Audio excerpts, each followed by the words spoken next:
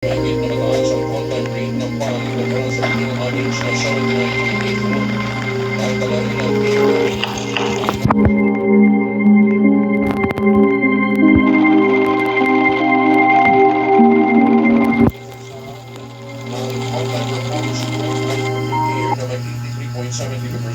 at ang schedule air na merong 83.25%.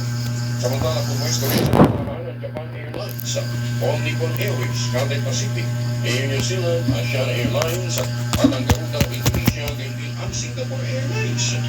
Sa global ranking, nagmumuna naman ang Air Mexico na nagtala ng 91.56 on-time rate.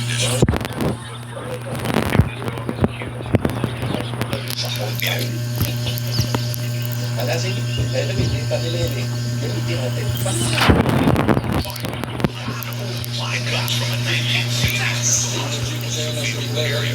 Sa Illumination ni Pangasinan, inaresto at nasaksakan pa ng illegal na droga sa kanyang bahay. Itala na balik naman ang kay Pasanto siya po sa nito kami sa ating mga babae sa Pangasinan Credit. Pasal po siya po sa gusto niya ng elimination ni Pangasinan.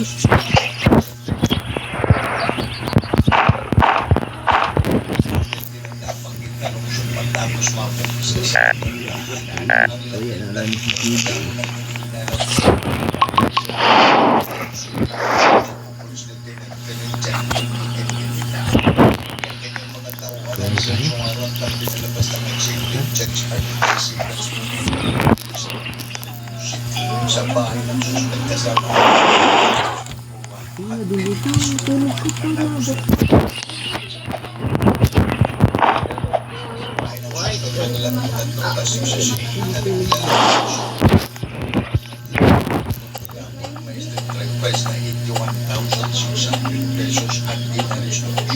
Kaso paglabag sa Republic Act 9165 Comprehensive Notice 1/2002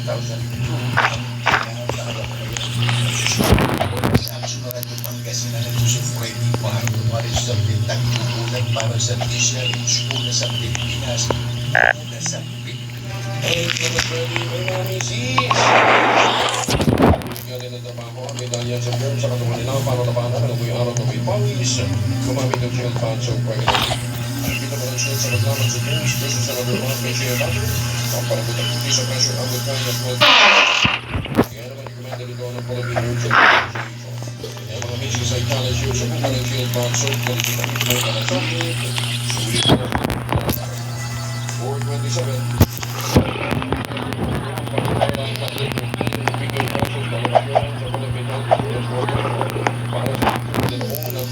Single-year subsidy na naibigay sa Health o State Health Insurance.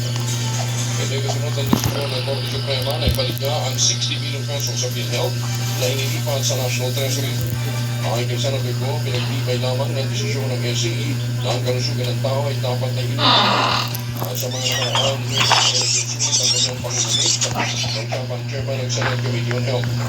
Sinabi pa ng Senador, ito ay nagpapatibay din sa prinsipyo na ang pampublikong pondo na inilalagay para sa serbisyong paglusugan ay dapat para sa kapakinabangan ng mga Pilipino. Binigyan din panikaw na ang pondo at ito ay negosyo na dapat na ipon ng pondo. Ito ay para sa medical insurance, para sa lahat upang may masasandalan kapag nagkakasakit.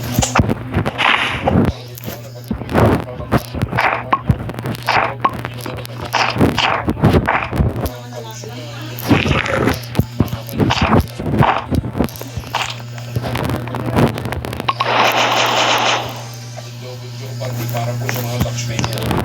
Pinayaran natin yung ating kontribusyon sa PILO, tapos alisin sa batas yung mga kontribusyon ng mga UCC, nasa PILO, tapos naman ni Senator Frank Cosenta.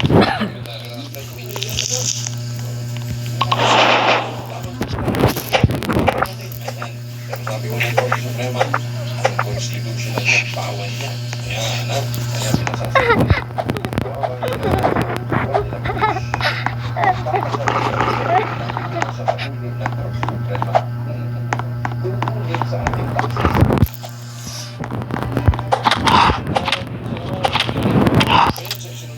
Pangulong Bongbong Marcos Jr. na paglibay Baitanes Timor. Kanya yung magbubukas sa wakas ng pintuan ng politika para sa mga kabataan nagdaray sa Pagdilina, ngunit matagal nang natatakunan ng mga makapangyarihang pamilya. Ayon kay Senator Lapid, kailangan natin bigyan ng totoong pagkakataon ng kabataan sa paglilingkod bayan at marami sa kanila ang nasisiraan ng loob na tumakbo dahil kulang sila ng resources at suporta. Kailangan bigyan sila ng tsansa. Ginamit din ang senador na naglilingkod na